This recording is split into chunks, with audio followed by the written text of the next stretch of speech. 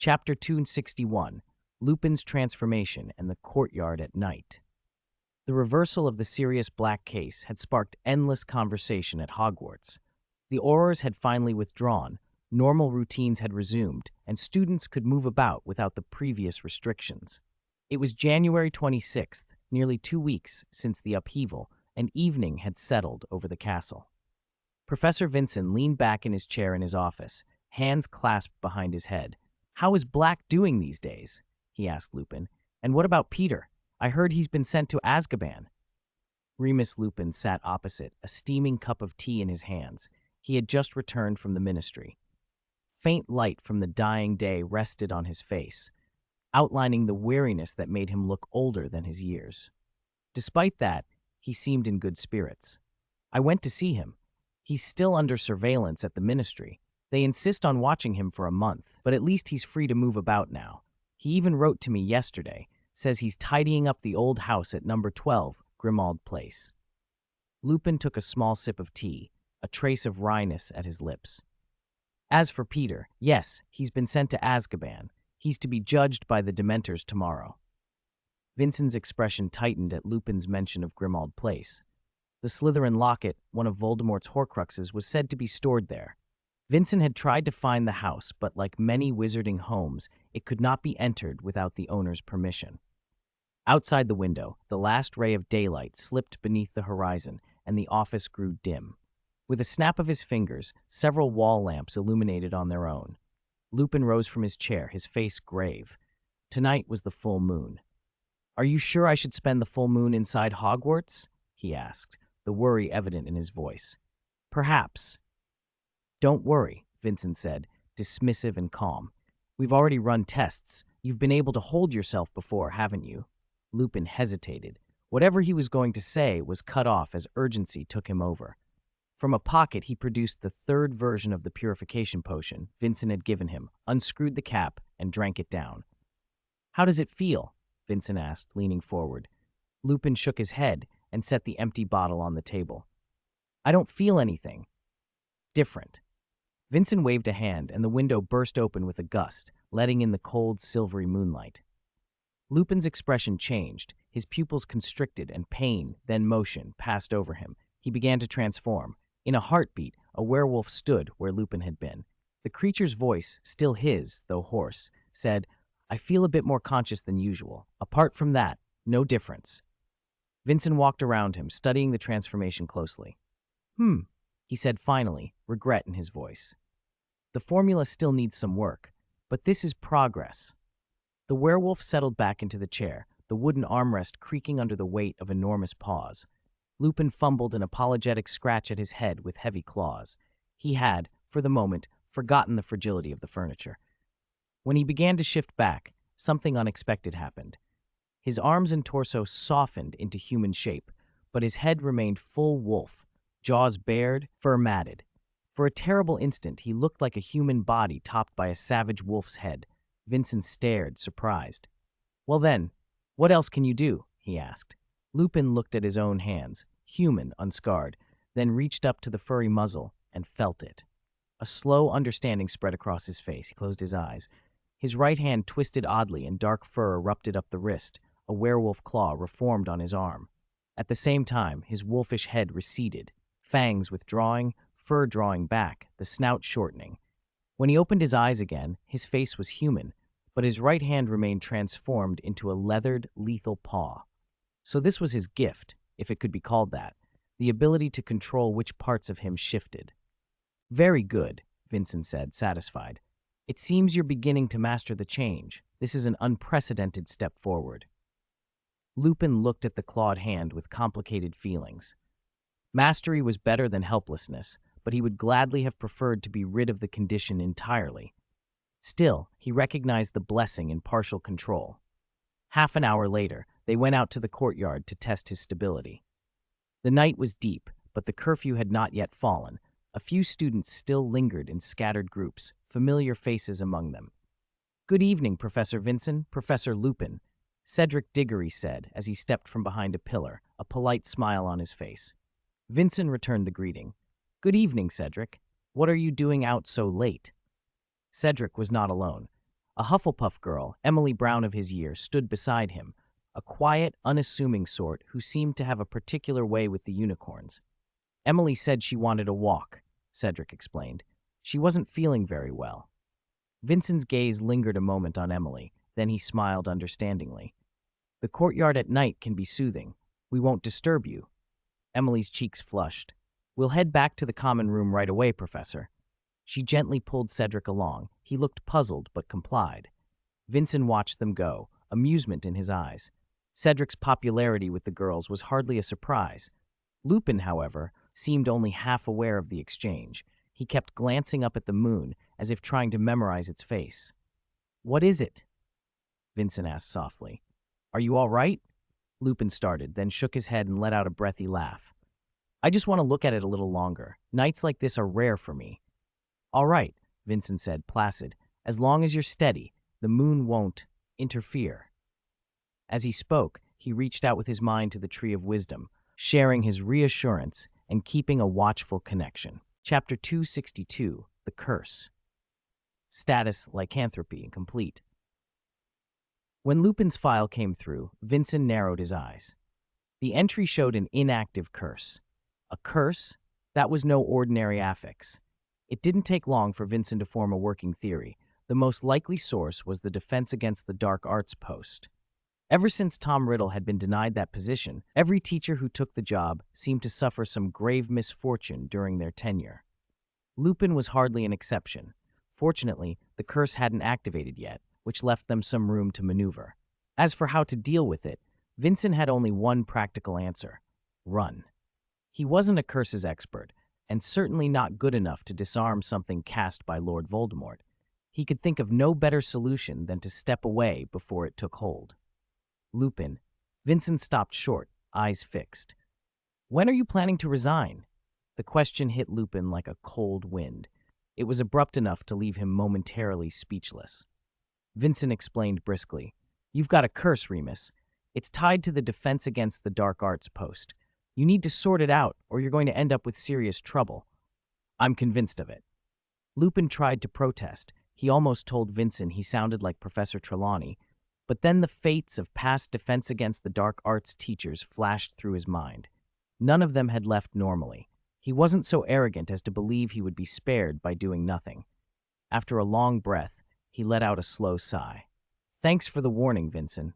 I'll speak with Dumbledore. Vincent nodded. It was mid-semester. There was time to act. The curse wouldn't manifest in an instant. Probably. The moon rose slowly, silvering the courtyard. Students had gone back inside. Hogwarts grew quiet. Lupin showed no sign of abnormality and felt no physical distress as yet. Just as they began to head back, a figure detached itself from the castle shadows. Vincent Lupin, a flat voice said. What are you doing out here? Vincent looked. Severus Snape emerged, black robes swallowing the night, a thin silhouette outlined by moonlight. None of your business, Snape, Lupin said at once, displeasure clear in his tone. Vincent frowned. He and Snape were not on friendly terms, but Snape's dislike for Lupin ran deeper than usual. Since Sirius Black's name had been cleared, the tension between Snape and Lupin had only intensified. Now the two men faced one another, eyes locked, entirely ignoring Vincent. Snape's gaze flicked up to the moon. His pupils contracted sharply. A flash of shock crossed his face. The moon, he breathed, and then his stare snapped back to Lupin. You're awake now, aren't you? Lupin instinctively took half a step back, fingers tightening on his cloak. Still none of your concern, Snape, he said quietly. Vincent's eyes caught a change. Lupin's fingernails had begun to lengthen and sharpen almost visibly, an outward sign that werewolf characteristics were emerging. Snape's mouth curled into a sneer. How quaint, he said, cold. You didn't reveal your true form earlier. How interesting. Vincent moved in between them. Calm down, Professor Snape. We were just taking a walk. Snape studied the moon once more, then whipped his wand out with a fierceness that made the metal flash. I don't care what ruse you think you've cast, he said. A werewolf should not be wandering the castle tonight. Step aside, Professor Vincent. I intend to report to Dumbledore what his safe Defense Against the Dark Arts teacher has been doing. His wand tip gleamed in the moonlight, aimed squarely at Lupin's chest. He was ready to duel. Vincent's foreboding tightened into certainty. This would not end peacefully. He wasn't worried about Lupin's ability. Everyone knew the advantage of acting first. In an instant, Lupin blurred into motion, a gray shadow so fast it seemed to shear the air. Snape had barely raised his wand when a sharp pain lanced his wrist. Lupin's clawed hand had clamped down on it. Drawing your wand wasn't a smart move, Lupin said, a second claw pressing to Snape's throat. Wouldn't you agree, Snape? Snape's pupils widened. He felt the cold, needle-like tips at his throat and the strange, bestial aura radiating from Lupin. What unsettled him more was the otherworldly mismatch. Only Lupin's hands had taken on a Lupin form. His eyes remained calm and human. It ran counter to everything the wizarding world believed about werewolves. Enough, Vincent said, clapping his hands in an effort to calm things. A scare is all that's needed. Lupin's grip eased, though the tension in the air remained taut. It could snap at any moment. Snape slowly drew his wand back, unwilling to act rashly. At that close range, Lupin could have slashed his throat before he'd finished a spell. Lupin's arms returned to normal as he managed a small, almost rueful smile. Relax, Professor Snape. I'm not going to hurt you. The words drained color from Snape's face. It was an unambiguous admission of control, an admission Snape could not refute. He ground out through clenched teeth. How noble of you. I do hope you can keep this appearance. Lupin shrugged, unconcerned. Suit yourself. In truth, he had already told Dumbledore most of it. He had been taking the special potion Vincent had brewed for him, not Snape's wolfsbane. The wind sharpened and swirled leaves across the courtyard. Snape cast one last scathing look at the pair, then turned and melted back into the castle's shadows. Lupin exhaled slowly, shoulders loosening a degree. The veneer of calm did not erase the fatigue in him. He tried to hurt me, Lupin said with a bitter smile, shaking his head. My senses are sharper than ever. This is serious. Vincent was silent for a long moment, thoughtful. If Lupin's senses were indeed heightened like that, then Lupin's decision to strike first, however uncharacteristic, suddenly made sense. 263, Black Lake Chapter 263. By the Black Lake, click! A crisp sound came from behind the flower bed like a snapped twig. Professor Vincent and Lupin froze and turned toward it. Who's there? Lupin called, wand up. It's me, Professor. Cedric stepped out, hands raised, a flush of embarrassment on his face. Lupin let his wand fall but kept watching him closely. I always thought you were a good student, Cedric, Professor Vincent said in surprise. If I'm not mistaken, it's past curfew. Lingering in the courtyard isn't allowed. Amy left something behind, Cedric stammered, his eyes darting toward Lupin. I came to help her get it. I didn't see anything, I promise. It was a transparent excuse. Professor Vincent smiled kindly. It's fine, Cedric. We won't dock your house points for this. Go back to your common room. Good students often had privileges. Cedric visibly relaxed and turned to go, sneaking another look at Lupin. Lupin returned the small, restrained smile. When Cedric's footsteps faded, Lupin said, That boy must have been watching us the whole time. Don't worry. Cedric won't spread it, Vincent replied casually, hands in his coat pockets. Come on, Lupin. I think tonight's observation is sufficient. February settled over Hogwarts, the castle wrapped in silver and frequent flurries. One Sunday, the sun rarely cut through the clouds, throwing crystalline light across the frozen surface of the Black Lake. Harry walked along the shore, his boots crunching in soft snow, breath steaming in the cold. A small green sphere rolled ahead of him in the drifts. When Harry nudged it with his foot, it left a neat track. The sphere was Gollum. On Professor Vincent's advice, Harry had brought the creature out to expend some energy. The little thing seemed to like being kicked like a ball. There was no one else out. Ron was still in bed, and Hermione was buried in work from 5 elective classes. After a few kicks, Gollum bounced, shrank, and landed precisely in Harry's tangled hair, shaking off a dusting of snow. Hey, Harry complained, brushing at his head. You could at least clean yourself up, Gollum. Gollum ignored him, burrowed deeper, and went still. Play had worn him out. Harry was about to head back to the warming common room when an airy voice drifted from behind a cedar. What's that? Harry spun. Luna Lovegood stepped out, dusted with snow. Her radish-shaped earrings and her butterbeer cork necklace glittered faintly. Luna, Harry sighed in relief. You scared me. Luna's silver-gray eyes were fixed on the top of his head. May I see it? I saw you hide it. Harry hesitated, then reached into his hair and coaxed the recently sleeping creature out, turning him over to show Luna. Gollum snapped awake and bit Harry's finger, leaving a shallow nip. Harry rubbed the sting. He's a bit temperamental. May I touch him?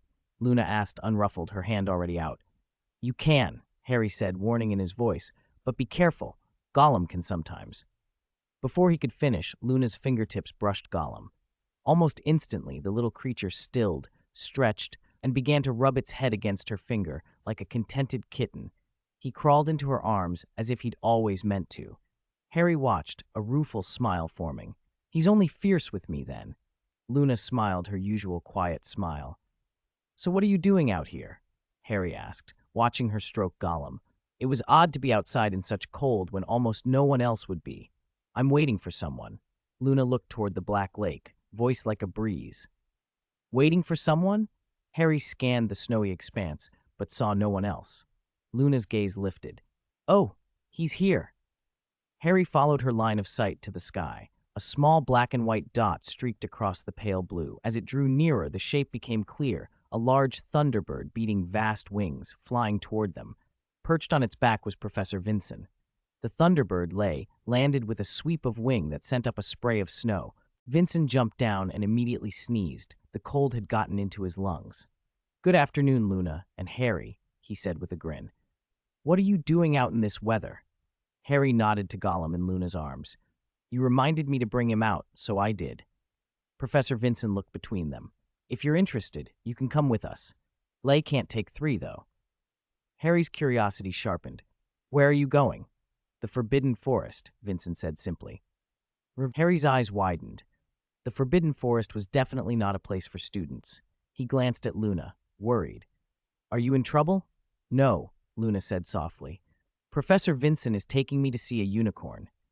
Harry turned to Wisen, puzzled. A professor wouldn't normally agree to a student's whimsical request unless there was a reason. Wisen smiled slightly. We'll see to that later. Right now I need your help, Luna. Of course, Luna replied without hesitation. Professor Wisen led Harry and Luna down the snow-filled path through the Forbidden Forest. The winter had not fully loosened its grip. The ground was still a vast, unbroken white, and even Wisen, who knew the forest as well as anyone, found it hard to judge direction. Luckily, Lai circled above them, guiding the way. Harry's presence had been an unplanned extra. Wisen had originally meant only to bring Luna. It didn't matter. The children were safe under his protection, and he liked to indulge them when he could. As they walked deeper into the trees, Harry's curiosity finally got the better of him. Where are we going? He asked. To see a friend. We'll be there soon, Wisen answered, keeping the location vague. They rounded a bend, and a towering beech filled the path. Snow lay on its shoulders like a mantle. Harry stared up at it, perplexed. It was an impressive tree, but surely they hadn't come all this way just to look at a tree. Luna, though, was on edge, her eyes scanning the air as if listening for something only she could hear. Lay hovered above, restless. Wisen stepped forward and knocked on the trunk. The beech shivered, snow cascaded down, with a low creak. A face, old and wrinkled, unfolded in the bark. Good morning, Wisen said, brushing snow from the tree's branches. I hope you slept well. Bart blinked. When he recognized Wisen, his branches stretched with delight and his voice boomed. Master! You've come at last. Bart has been waiting a long time. The sound made Harry and Luna jump. They both covered their ears. Wisen rapped the trunk gently. A little quieter, Bart. You startled the children. Oh, right. Bart's voice softened like a child apologizing. Then he turned his folkish, friendly face toward Harry and Luna with curiosity.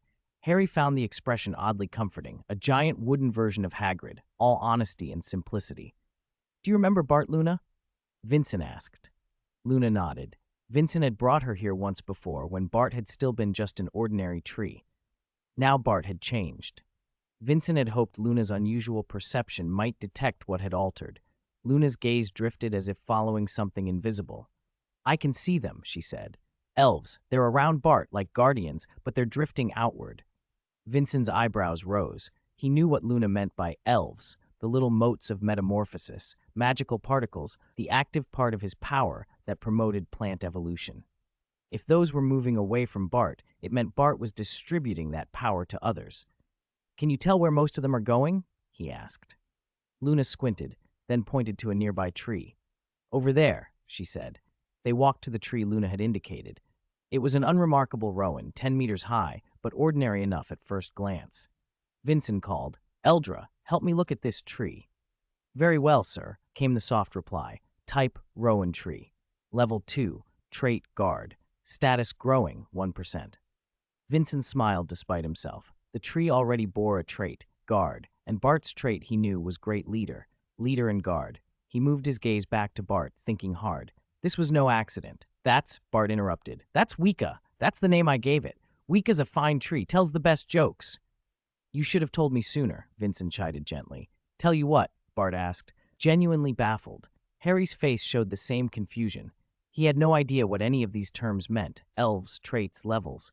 All he knew was there was a giant talking tree who seemed to be very close to Vincent. Does Wika speak like you do, Bart? Vincent asked. No, Bart said. We plants have our own ways, through roots and soil. We don't speak like people. Vincent stroked his chin. He had never been a plant. He had no roots to put down in the earth. Still, it was clear these trees could think and communicate in their own manner, and Bart, it seemed, could spread that thinking outward. Vincent scanned the other trees nearby. One reported, growing, 66%, another growing, 25%, another growing, 89%. Under Bart's influence, their growth toward new traits was at varying stages. In time, many of them might develop new abilities like Wika's guard. They spent the next while with Bart. Vincent introduced Harry and Luna. Bart was delighted. He loved friends, and he loved talking, and he gratefully chatted away.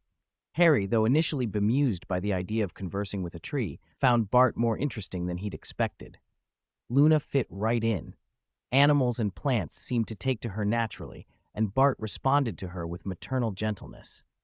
By the time they retraced their steps back toward the castle, the sun had climbed high. Harry walked beside Vincent, still buzzing. The wizarding world felt vast and full of surprises. Today, a talking, thinking tree had handed out pieces of itself to neighboring trees. What would tomorrow bring? People who could photosynthesize, perhaps, he thought, and smiled at the thought of what else might be possible. Chapter 265, A Letter from Blackwag. It was mid-March. Early spring had arrived at Hogwarts, but the air still held a hint of winter. The Gryffindor common room was warm, and Harry lounged in his favorite armchair, swaying gently as he closed his eyes. Quidditch practice had exhausted him. 5 practices a week was a lot, even if he was getting used to it. He couldn't blame Wood. He'd beaten Ravenclaw after that session, but losing to Hufflepuff still stung. He needed to work harder. Footsteps sounded behind him. Hermione padded in, looking worn, and collapsed into the armchair beside him. How was Muggle studies? Harry asked casually. Good, Hermione murmured softly. Professor Burbage told us so much about Muggles, although I already knew most of it. She told us. Her voice trailed off into even breathing. Hermione? Harry turned and realized she had fallen asleep mid-sentence, slumped in the chair. Ron poked his head in the doorway just then, clutching a handful of fizzing whizbees. He froze at the sight. What's wrong with her? He whispered. She's asleep, Harry said. She's been taking so many classes. She's tired. Ron handed Harry some of the sweets, sat down, and hesitated. Lately he'd been puzzling over a silly question, whether someone could be in 2 places at once, after seeing Hermione rushing off to one lesson after another. He was still thinking about it when a soft tapping at the window interrupted him. A snowy white owl tapped at the glass with its beak. Hedwig! Harry jumped up and opened the window. Cold wind and fine rain blew in, but Hedwig shook the droplets from her feathers and dropped a large envelope into his hands. Good girl. Go rest, Harry murmured, and with a quick flick of his wand, he cast a drying charm. Hedwig blinked, rubbed her beak against his finger, and flew off. Who's it from? Ron asked around another mouthful of candy. Harry had a guess. He slit the envelope. Inside was a letter in a slanted, messy hand. When he saw the signature at the end, he felt his chest tighten. Sirius Black. Harry had written to Black just the previous week and had not expected such a quick reply. He unfolded the parchment eagerly. Dear Harry, I didn't expect you to have written to me first.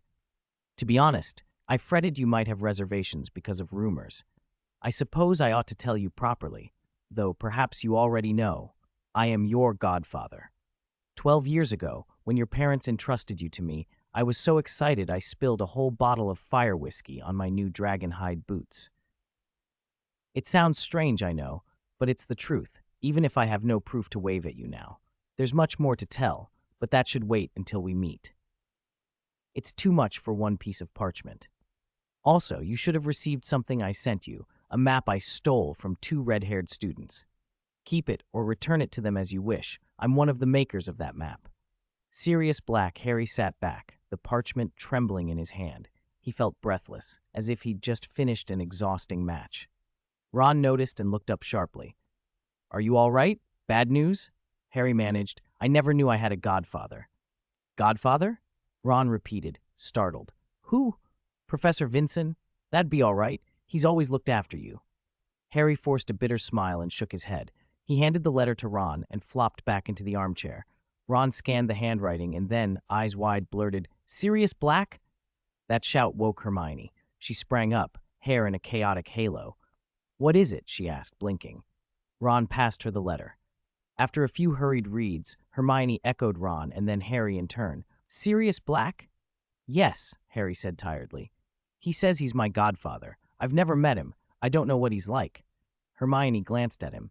Black isn't a fugitive anymore, she said carefully. I know, Harry replied. Still, it's odd. Someone you've never met suddenly says he's your godfather. Could be good, Ron suggested. He might even become your guardian. Anything's better than the Dursleys. Anyone's better than the Dursleys, Harry agreed. Hermione folded the letter neatly and handed it back. You should meet him, she said. You might like him. Harry nodded.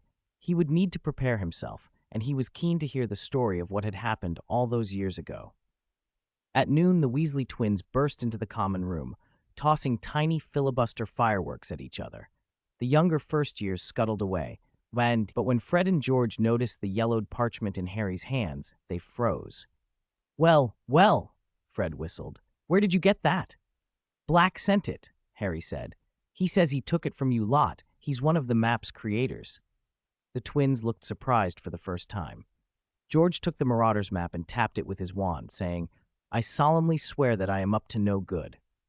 Ink spidered across the paper, lines forming and hundreds of little blotches, names, moving through corridors and rooms.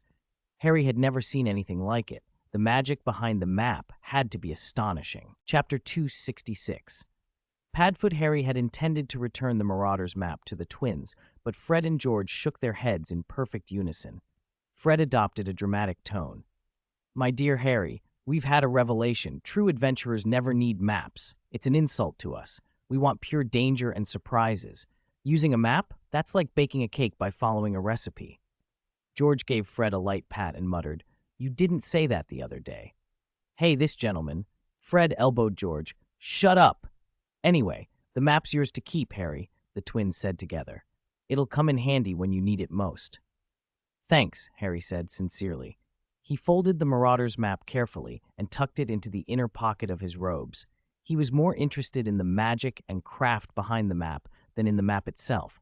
Perhaps he could study it properly when he had free time on April 23rd. Saturday. The Hogwarts Quidditch pitch was packed. It was the end-of-term final. Gryffindor against Hufflepuff. The game was teetering on the edge. On their brooms, Harry and Cedric were chasing the final golden snitch.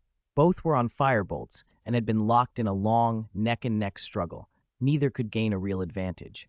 Wind whistled past their ears, and there was no time for anything except the tiny, flickering gold light ahead. Lee Jordan's commentary crackled from the enchanted megaphone across the stands. It looks like the Seekers are about to put on a spectacular duel. Current score, 180 to 170. Gryffindor's leading, but if Diggory catches the snitch, well, I don't suppose anyone wants that. As a Gryffindor, Lee's voice wasn't exactly impartial. A little bias crept in. No one cared about that now. The match had reached its critical moment. Harry could hear the faint hum of Cedric's broom just behind him. Cedric's skill was obvious. He had almost overtaken Harry more than once. But Harry had lost before, and he wasn't going to make the same mistake again. Suddenly, the snitch made a sharp downward turn, diving toward the edge of the pitch. Harry banked his firebolt without hesitation. He felt Cedric close behind. their brooms nearly brushed. "Watch out!" Cedric shouted. Only then did Harry see how low the snitch was falling. At the last possible instant, he yanked his broom up. The tail of the firebolt kissed the grass and sprayed water as it climbed. The golden snitch was in his hand. A thunderous cheer rose from the Gryffindor end. Gryffindor had won. Harry, who had caught the snitch, floated on a high he'd never felt before. He'd expected Slytherin in the final, but Hufflepuff had improved massively this year and made it to the last match instead. After a brief celebration that afternoon, he decided to go to Professor Vincent's office to share the news, even though Vincent had been at the match. In the corridor, he nearly bumped into Cedric. "Hey, Harry," Cedric said first, smiling. "Good match." "Yeah, you weren't bad either," Harry replied, a bit awkwardly. He couldn't understand how Cedric was so composed after losing. If Harry had been the loser, he'd probably be depressed for days and hardly speak. Cedric always seemed impossibly even-tempered. Harry felt a flash of quiet frustration at his own petty thoughts. After a few more polite remarks, Cedric waved and went on his way. Harry reached Professor Vincent's door and paused. Voices were coming from inside. "Are you planning to resign, Lupin?" Vincent's voice. "Ah, yes.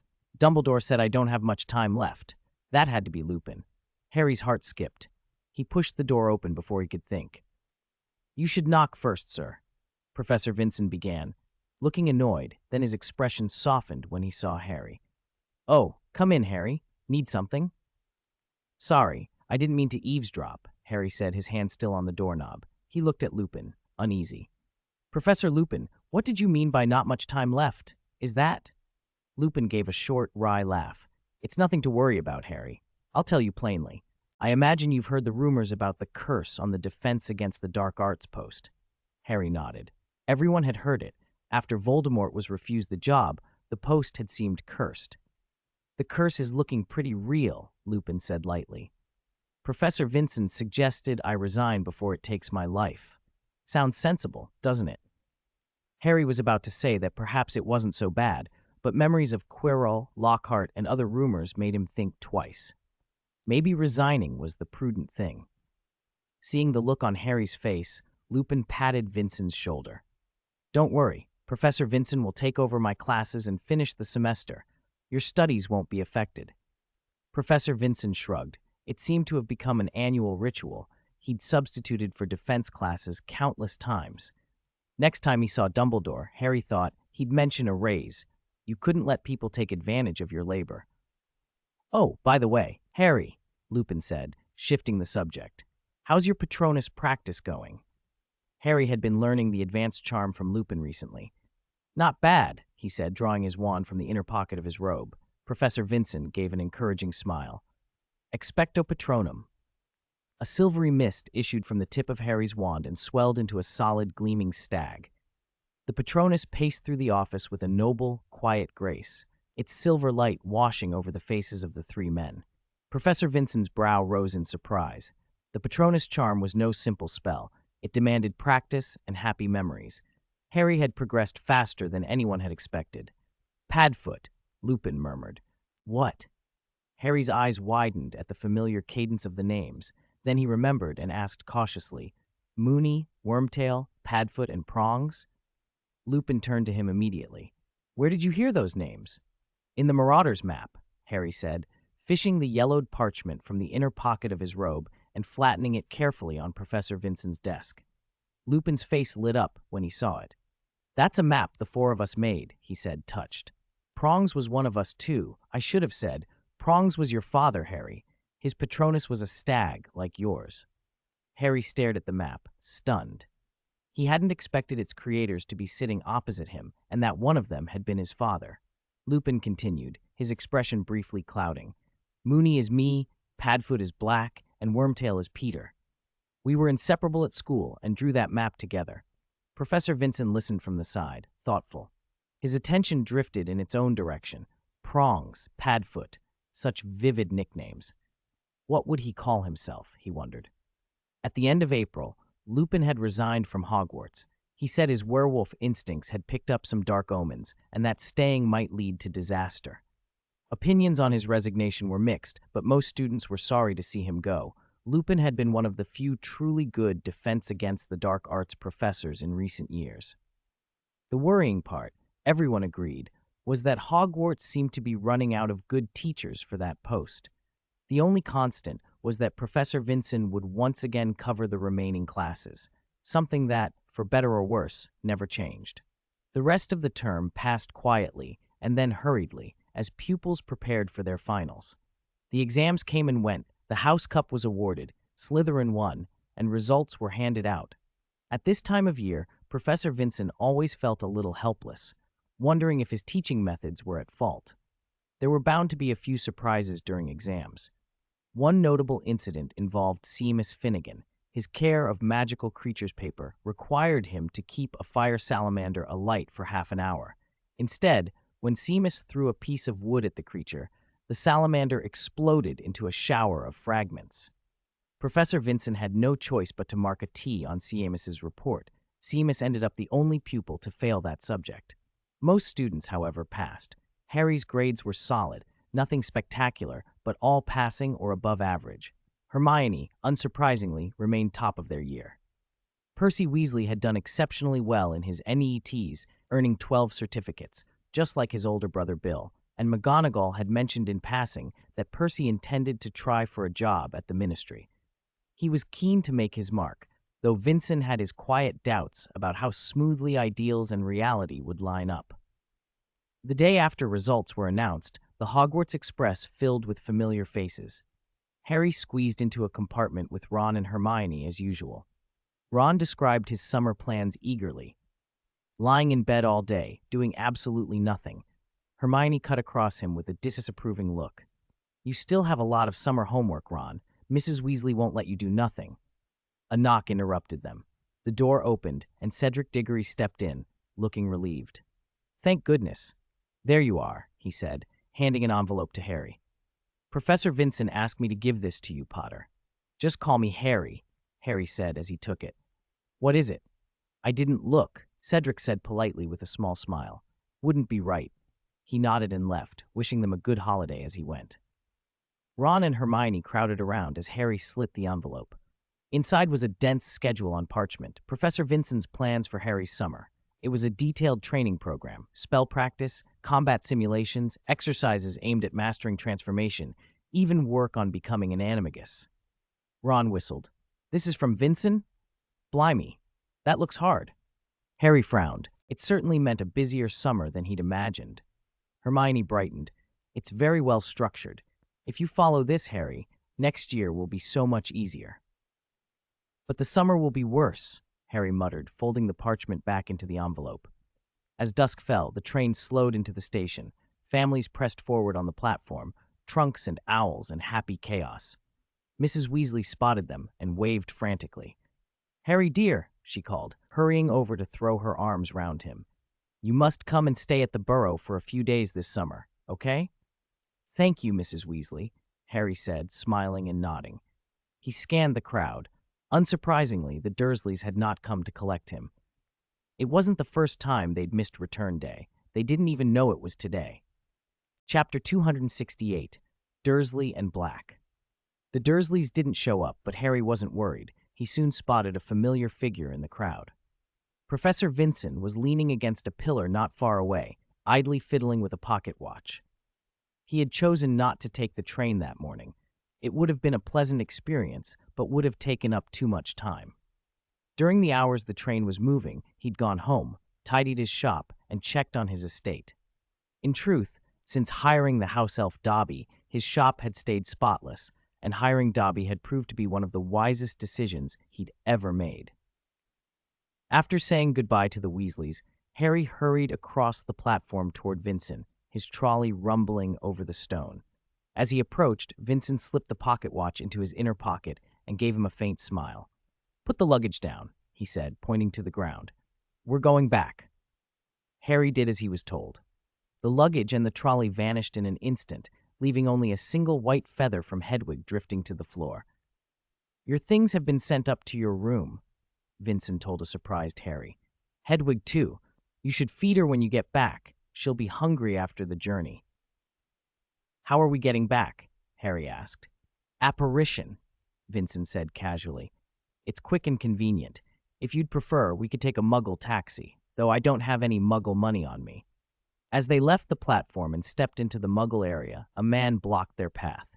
He was dressed in strange, ill-fitting muggle clothes, a wrinkled brown jacket over 2 loose sweatpants, and he stubbornly wore dark sunglasses in the dim corridor. Harry frowned at the odd sight. Professor Vincent raised an eyebrow. "Black?" The man whipped off his glasses and revealed a brilliant, lopsided smile. "Ah, Vincent, call me Sirius. Don't be so formal." He grinned at Harry. "Of course I'll call you by your surname when it matters. You told me once you preferred that, didn't you?" So it was Black. Vincent nodded, unsurprised.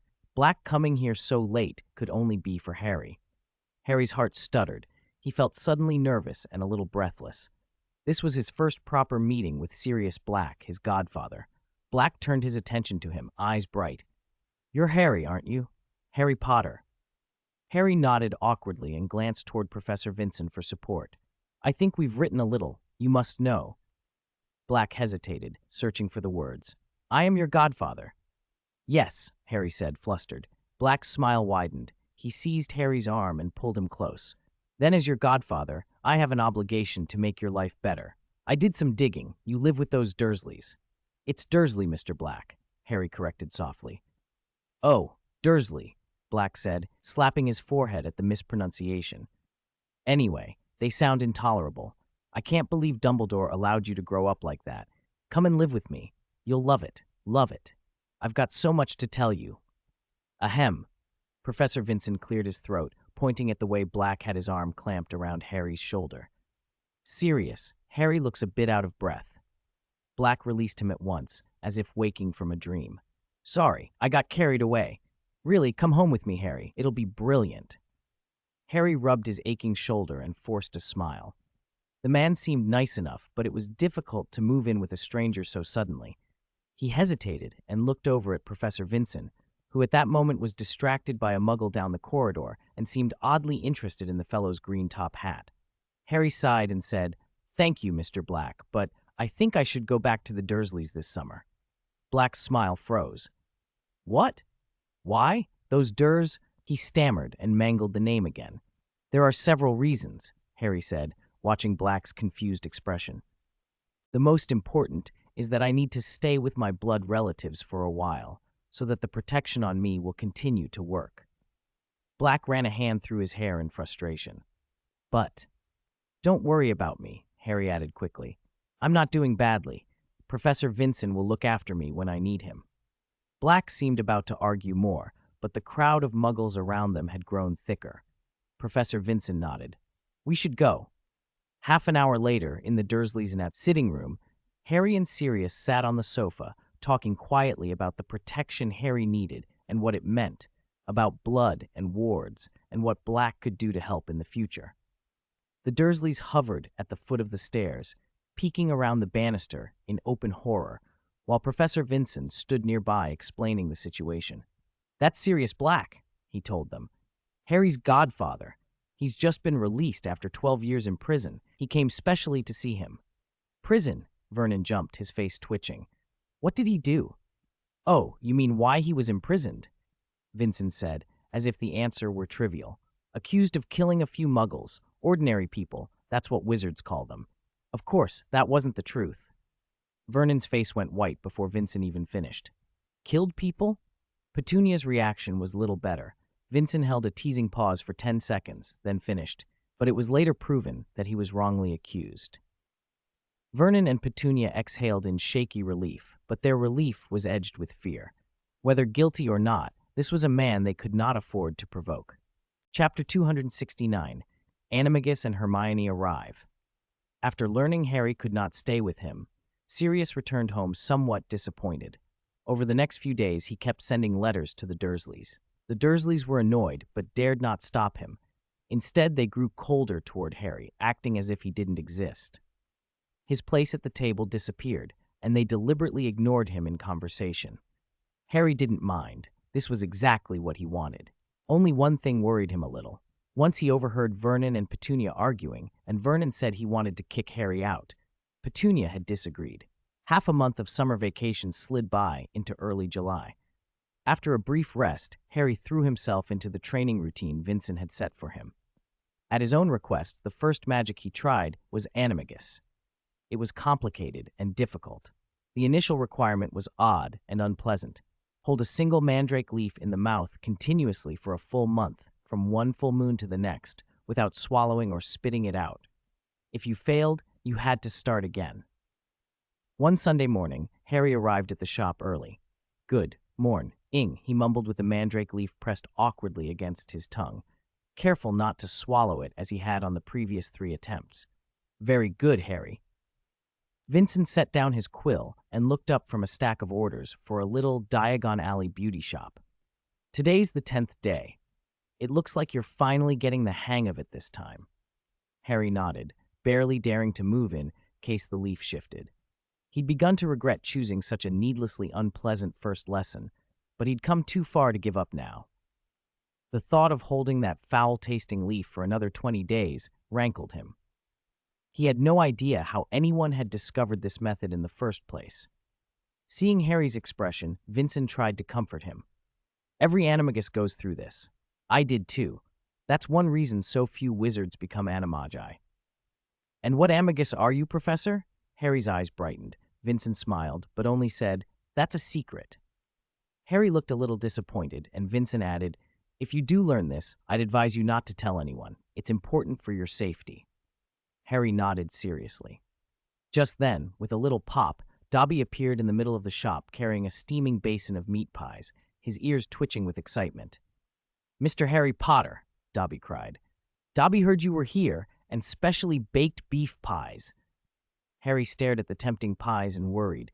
Every time something edible came near, he feared he might accidentally swallow the mandrake leaf. Mid-July, a week before the full moon, Dudley had been unbearably irritable, probably from his diet, so the Dursleys' house had become a battlefield. Harry was done with it, and as soon as it was light, he made his way to Vincent's. He had gradually grown used to the leaf, and his speech had become clearer. After lunch, prepared as usual by Dobby, Harry lay back on the sofa by the window, sunlight warming his face, and felt perfectly content. A face at the glass made him jolt upright. "Knock, knock!" Messy brown hair caught the sun, and Hermione's lips were moving as if she were talking to herself. Harry nearly spat the mandrake leaf out in surprise as he hurried to open the door. "Why are you here, Hermione?" he managed, his words muffled. "Professor Vincent wrote back to me," Hermione said, almost breathless. "My parents came too." She stepped aside and Harry saw the Grangers behind her. They were a typical Muggle couple, but their outfits were comically out of place. Mr. Granger wore an oversized purple wizard robe and Mrs. Granger a pointed wizard hat with little dangling stars on the brim.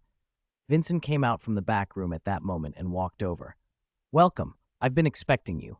Nice hat, Mrs. Granger." Mrs. Granger fondly touched the brim. "Thank you. Hermione bought it for us. We wanted to try not to look too out of place. Dad even bought a book on wizard etiquette in Diagon Alley," Hermione added in an embarrassed whisper. "But I told him some of it was nonsense." Vincent held out his hand to Mr. Granger. "Welcome, Mr. Granger. We've met before. Please come in." Mr. Granger shook his hand nervously and almost tripped over the too long hem of his robe. Vincent flicked his wand, and the robe shortened just enough. "Oh, thank you," Mr. Granger said, rubbing his head. Once everyone was seated, Harry nodded to Hermione. "So, what exactly happened?" "Didn't Professor Vincent tell you?" Hermione smoothed her hair. "Ron said that if there's an adult wizard nearby, you can use magic because the Ministry can't tell who cast it. So I wrote to Vincent and asked if we could visit. You're the only person I could think of who lives mostly in the Muggle world. I brought my wand, of course." Harry understood. A summer without magic was hard to bear. Hermione's eyes flicked toward his mouth. "Do you have something in your mouth?" "Oh, yes." Harry started to explain the animagus requirement. The Grangers were taking in the shop's oddities. From the outside, it looked like an ordinary plant shop, but the plants on the shelves moved on their own, and a few glowed softly. Dobby popped up beside the coffee table, gave a small bow, and began making tea. He vanished the moment the cups were ready. "How marvelous," Mr. Granger murmured. "Is that a goblin? I saw them at the bank in Diagon Alley." "They're not the same," Vincent said gently. You'd best not call them that in front of a goblin. Might start trouble. Chapter 270, The Flamewood Wand. Mr. and Mrs. Granger had never imagined that one day they would be invited into a wizard's home, nor that this wizard would be their child's professor. At first they were nervous, but after an hour of conversation they relaxed. Wizards were not as strange as they had feared. Much of it was ordinary, aside from the little glowing stick. And as their daughter had said, Professor Wisen was very kind. They had met witches and wizards in Diagon Alley before, but those encounters had felt like being inspected, as if they were some curious rarity. Here, though, everything felt hospitable. Ah, Mr. Granger. At some point, a deep red wand appeared in Vincent's hand. Could you do me a favor? Of course. Mr. Granger set his teacup down in midair and stood up, curious. What do you need? Vincent smiled and handed him the small stick. Just hold this. Mr. Granger took it cautiously, feeling a faint heat. What is it? A wand. A wand. He blinked. He knew what a wand was. He'd seen Hermione with one plenty of times, but he had never managed to make anything happen when he tried to wave hers. Vincent encouraged him. Try waving it. This, are you sure? Mr. Granger sounded nervous. I mean, muggles aren't supposed to. It's similar, but you won't actually be using magic, Vincent said calmly. Magic requires magical power and a spell. All you need to do is wave it. Trust me, it'll be an experience. Mr. Granger gave his wrist a small flick. Suddenly, an orange-red flame burst from the tip of the wand, shooting straight up toward the ceiling. It hit the plaster and then arced back, landing on the curtain behind the sofa. The fabric caught immediately. Harry leapt up, wand in hand. Aguamenti! A clear jet of water shot from the tip and hit the burning curtain dead on. The flame died, leaving only a wisp of smoke. I'm so sorry, Mr. Granger stammered, pale and trembling, as if he had nearly started a house fire. Vincent chuckled. No need to apologize. Excellent, Mr. Granger. Well done. And you too, Harry. Hermione bounded off the sofa and rushed to her father's side. Dad, you actually made magic work? Mr. Granger hesitated, then nodded. Yes, I released that flame. Vincent turned to Hermione. It wasn't a normal fire spell. That's the function of this wand. It stores a special kind of magical energy. Hermione examined the deep red wand closely. It looked much like any other wand, except for its strange color and an unfamiliar texture. Made from special flamewood, Vincent said, as if reading her thoughts. The core is a mix of fire salamander mane and phoenix tail feathers. That combination lets the wand release its power as visible flame, even when someone doesn't possess magical talent. The only drawback is, it's not very stable. No sooner had he finished speaking than the wand in Mr. Granger's hand began to vibrate violently. It shot up into the air and exploded like fireworks, scattering countless tiny sparks through the living room. Harry raised his wand instinctively but stopped, unsure what spell to cast. Under everyone's astonished eyes, Vincent lifted a hand. The sparks froze in midair as if someone had hit pause, then began to reconverge. The motes of light wove together into the shape of a fire salamander, shimmering like living flame. Mr. Granger watched, entranced, and reached out without thinking. The salamander swam toward his finger and circled it affectionately. His skin felt pleasantly warm. It's amazing, he breathed. Vincent nodded with quiet satisfaction. As the first wand he had made, it was a success. More than that, it wasn't an ordinary wand. Its wood came from a mutated flamewood tree, which gave it this unusual ability. The ephemeral fire salamander didn't last long. It faded to smoke and disappeared. Mr. Granger regarded the lingering sparks for a long moment, lost in thought.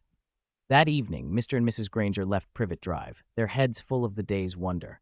For Mr. Granger, it had felt like a dream.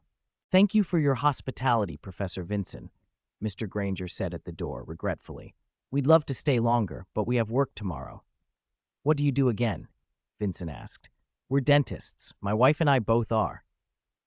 Ah, Vincent nodded. Wizards don't really need dentists. We don't get cavities, and if we want to straighten our teeth, we wave a wand. Mr. Granger glanced at Hermione. She never mentioned that. If she wants to fix her teeth, that's handy. No wonder she never lets us touch her front teeth. Dad, Hermione flushed and pouted. She didn't like talking about her two prominent front teeth. Well, sometimes she did, but she wouldn't admit it in public. All right, I shouldn't have said that. Mr. Granger smiled. It's late. Goodbye, Professor Wisen. We'll leave Hermione in your care. Of course. Vincent didn't mind. Hermione hoped to stay with him for the summer, and an extra student was no burden.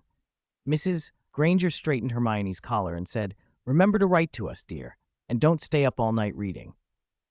"Got it, Mum." They left before nightfall. Hermione returned to the sitting room and flopped onto the sofa beside Harry. "I can't believe Dad actually agreed to let me stay," she said, swinging her legs. "I thought they'd insist I come home for the summer." Harry, with a mandrake leaf in his mouth, mumbled his agreement. Vincent reapplied the muggle-repelling charm at the door and showed Hermione to her quarters. "Your room's on the second floor to the right. My room's to the left. I've had Dobby tidy it up." "Dobby?" Hermione asked, puzzled. "The house elf from earlier?" "Yes, he'll take care of your day-to-day needs." Having a house elf made life easier in a way squibs and muggles found hard to imagine. Chapter 271, Harry's Animagus. Hermione's arrival breathed life into Harry's otherwise quiet summer. They could practice spells together again, though Harry still had a mandrake leaf in his mouth most of the time, which made it hard to pronounce the incantations properly. Before he knew it, the date was July 23rd. The full moon he'd been looking forward to was that night. That evening, under Professor Vincent's careful eye, Harry finally removed the bitter leaf. He sighed in relief. "Honestly, that tasted awful," he admitted, "but totally worth it," Hermione said, sounding a little envious. "Maybe I can try this too. What do you think you'll turn into?" "Probably a stag," Harry replied. "An animagus usually matches a witch or wizard's patronus, and my patronus is a stag." Hermione's eyes widened. "Your patronus? When did you learn that?" Harry felt a shiver under her stare and hurriedly explained, "Professor Lupin taught me last semester, Pi. We'll talk about it later. I need to prepare the potion now." Vincent produced a small pouch and handed it to Harry. Inside were the animagus ingredients: a mandrake leaf that had been exposed to pure moonlight, dew collected from a place untouched by sunlight or people for 7 days, the chrysalis of a death's head hawk moth, a strand of Harry's own hair, and a teaspoon of fine silver powder. They were to be mixed into a crystal vial. The procedure was straightforward but exacting. After mixing, the vial had to be kept somewhere quiet and dark. At sunrise and sunset each day, Harry would point his wand at his heart and recite the incantation until the potion turned blood red at the next thunderstorm. Vincent reminded him of the words amado, animo, animado, animagus. Harry had practiced the phrase until it sounded automatic. One slip could mean all the work would be wasted. 2 weeks later, in the open clearing of the plantation, Vincent found Harry and Hermione playing with lye. "It's almost time," Vincent said. "When do you want to attempt the transformation?" Hermione frowned. "You need a thunderstorm, remember? Professor, animagus transformations have to be done during a storm, or the potion will fail." Vincent smiled. "I checked the forecast. There'll be a storm soon." Even the magical world had its weather reports, generated by the ministry's meteorological office and usually reliable. Lay could have summoned a storm, but Vincent believed conjured weather might reduce the potion's effectiveness. They would wait for the real thing. By early afternoon, the clouds began to churn and a low rumble rolled across the sky. Harry stood alone in the clearing, clutching the crystal vial. The liquid inside had already turned a dark red. Vincent and Hermione watched from a respectful distance. No one could interrupt the process. Hermione looked anxious. "This requires iron will, you know." Vincent was calm, which Harry has in abundance. The sky darkened further. The wind picked up, tossing leaves into the air. Lightning forked in the distance and thunder followed. Harry's heart hammered. This was the moment.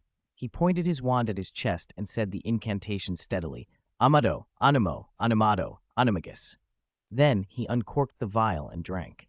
Pain flared through him as if another heart began beating. A stag filled his mind, the animal he was becoming. Lightning cracked overhead, and in the blinding flashes, Harry's body began to rearrange itself.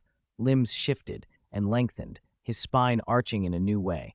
His glasses and clothes seemed to fuse with his skin, and dark brown fur erupted across his body. In a heartbeat, a young stag stood in the rain. "You did it, Harry!" Hermione cried, her voice bright even against the storm. The stag glanced down at its hooves, looking momentarily bewildered, then adapted.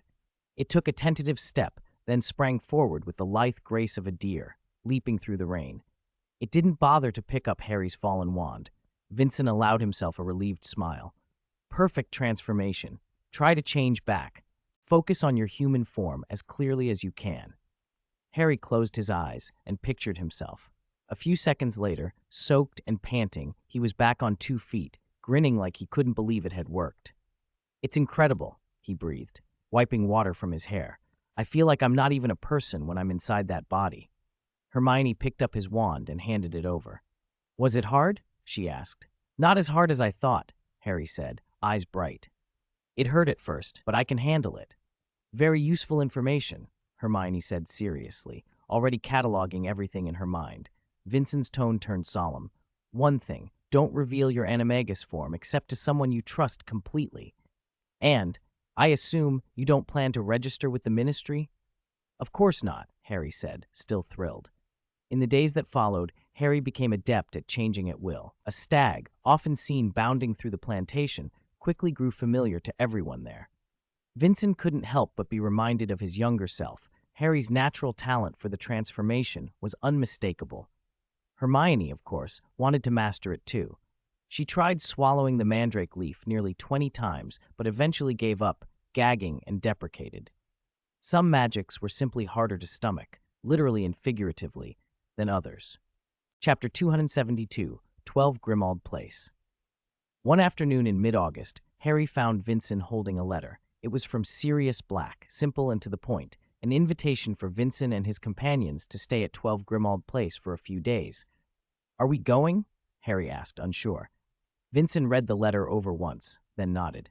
"Of course. He's your godfather, after all. Sirius seems decent enough. We don't have other plans, and you could use a few days' rest, can't you?" Harry scratched his head. He did want a break. Lately, Vincent had ramped up Harry's training, long days practicing spells, physical conditioning, even animagus adaptation work, and it had left him tired. When Harry had asked why, Vincent had said Voldemort's return was at hand, and a great war would follow. They had to be ready, at least well enough to protect themselves. Harry trusted Vincent, so he had gritted his teeth through the hard days. A few days away sounded welcome. The next morning, Vincent, Harry, and the temporarily staying Hermione apparated into a quiet back street in London. The houses were typical terraced homes, neat but clearly old. Vincent counted aloud as they walked. "Number 10, number 11, here we are." For a moment, there was only space between the numbers 11 and 13. Then, as if pushed open by some invisible hand, a foreboding brick house slid into being and took its place in the empty gap. The 3 of them stepped forward to look. The exterior was black and weather-worn. The windows were thick with dust. A silver door knocker shaped like a snake caught cold light. Hermione took an instinctive step back, and Harry frowned. This did not look like a welcoming residence. Before Vincent could knock, the door opened, and a tall, thin man filled the frame. "Ah, you finally arrived!" Sirius grinned and swept them inside. "Vincent, Harry, and Hermione, I think I know you. Welcome." "Sorry to intrude, Mr. Black," Hermione said politely, though her eyes drifted down the gloomy hallway. "Don't be polite. Come in," stepped aside to let them pass. He moved to put an arm around Harry's shoulder, but Harry slipped out of reach. The smile on Sirius's face stiffened a little. They flowed into the house, the smell of damp wood and old spices clinging to the air. Portraits lined the corridor. In the largest frame, a stern woman with tightly pinned black hair glared at them. Her mouth was frozen in an ugly twist, as if she were saying things that couldn't be voiced. Sirius noticed their glances and said, half embarrassed, "I promise I've done my best to tidy, but I was in Azkaban for 12 years and the house sat empty for almost as long. The house elf hasn't exactly been cooperative." A thin, grating voice answered from the shadows. "Filth. Bringing back those filthy half-bloods and mudbloods, defiling my mistress's house." An old house elf shuffled into view, wrinkled, grayish skin, wearing ragged cloth, eyes full of malice. "Creature," Sirius snapped, his face darkened. "Go back to the kitchen at once." The elf did not argue. He retreated, muttering, "Traitor, filthy blood, if my poor mistress could see." Harry watched him go and couldn't help but think of Dobby. Creature seemed a far cry from him. They passed a great tapestry embroidered with the Black family tree. A burned patch marked where Sirius's name had been. Disowned. Sirius explained that, As the only male left of his family, he had become the heir despite it. In the sitting room, the light was better and the sofas clean at least, and Sirius went off toward the dining room to put the kettle on. Vincent wandered over to a shelf that held odd dark arts objects, an array of eerie silver tools, a few shrunken heads. He frowned. Who would display skulls in a sitting room? If I were you, I wouldn't touch those, a familiar voice said. Vincent turned to see Professor Dumbledore smiling at him. Professor Dumbledore, Vincent blinked. I didn't expect to see you here. Sirius asked me to help sort through his extra possessions, Dumbledore said with a soft chuckle. I had no other plans for the summer. Oh, Remus has come too. He's in the kitchen. Dumbledore's casual explanation didn't entirely settle the feeling Vincent had that the headmaster's visit had more significance, but it was a relief to see other familiar faces. Harry and Hermione had noticed Dumbledore as well. Professor Dumbledore? Harry said, surprised. It was always odd to see the headmaster away from Hogwarts. It's a pleasure to see you both, Dumbledore replied cheerfully. The kitchen at 12 Grimmauld Place turned out to be bigger than they had expected. A long wooden table took up the center, the plates and cutlery sparkling, and scents of cooking hung in the air. The table was already set for dinner. As they sat, Sirius chatted with an enthusiasm that left Harry a little off balance. He was friendly, even effusive, about everything. Vincent and Remus Lupin were deep in conversation about Remus's plans. He'd recently raised enough money to take over a shop in Diagon Alley with Sirius and start an herbalist business. Hermione listened, nodding occasionally, and considering how practical the plan seemed. Dumbledore, meanwhile, had taken a particular interest in a stack of pancakes on a plate, Lupin's contribution to the meal, and was regarding them with obvious anticipation. Lupin's pancakes, as everyone learned soon enough, were very sweet indeed. Chapter 273, Slytherin's Locket. Just as Black was eagerly recounting stories of James's past, Creature shuffled out of the corner, carrying a plate of moldy cheese. He set it down in the middle of the table and croaked, "Please, esteemed guests, enjoy the House of Black's delicacy." Black's smile froze into a terrible scowl. "Creature," he barked, "take that filthy thing away this instant and back to your cupboard." Creature's cloudy eyes flashed with something like malicious satisfaction, but his voice was obsequious. Creature only hoped to offer the honored guests mistress's favorite cheese. "Your mistress has been dead for 12 years, Black sneered. "Don't tell me that cheese has been sitting for 12 years as well. Get out!" Creature bowed deeply. "As you wish, young master." The young master came out in a particularly grating, clinging way, like someone chewing on rotting leaves. Creature turned and slunk off without taking the plate. Black flung it out the window. "Fortunately, my nose isn't very delicate," Dumbledore observed, pulling a candy from his robe and wiggling it in front of them. "If it were, I rather think I shouldn't have a hope of tasting lemon sorbet." Vincent rolled his eyes inwardly at the attempt at levity. After Creature's interruption, the meal turned awkward and ended soon after. Later that night, during the guests' rest time, Vincent found that Black's house was enormous, and the rooms he had promised were indeed neat and new.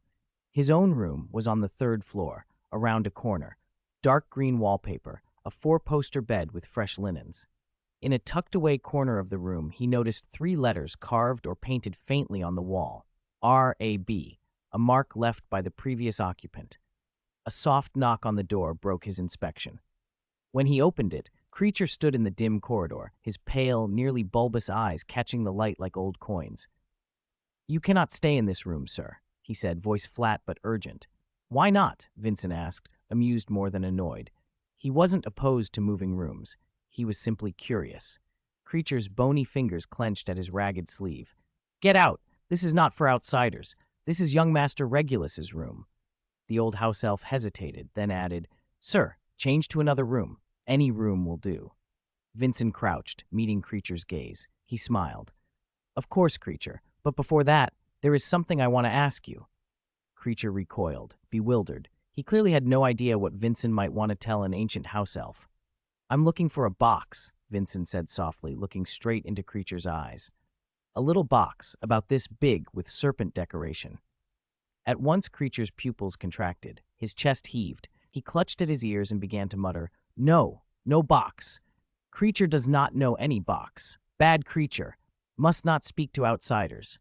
Then, in a practiced, frantic way, he started to bang his head against the wall and curse himself, a habit Vincent had learned was common among house elves when they felt guilty. Creature, stop, Vincent said and reached out to stop him. Creature's strength surprised him as he pushed Vincent's hand away. Vincent sighed and lowered his voice. All right, suit yourself. I'm here to help you, Regulus. Hearing the name Regulus, Creature froze. Slowly he lifted his head and for an instant, the clouded fog in his eyes cleared. Hope flickered in Vincent. I know that locket is here with you. Give it to me, Creature. I will destroy it. I can do it. Suspicion returned to Creature's face like a shadow. Do not try to trick Creature, he wailed, stepping back. Many wizards promised to destroy it. They only wanted to use it to keep its power. Vincent took a small phial from his pocket. He wasn't certain whether a Muggle-style tranquilizer would work on a house elf, but he needed the creature calm and rational. After a hesitant moment, Creature drank it and gradually stilled. Can Creature trust you? He asked in a small, uncertain voice. Yes, Vincent said.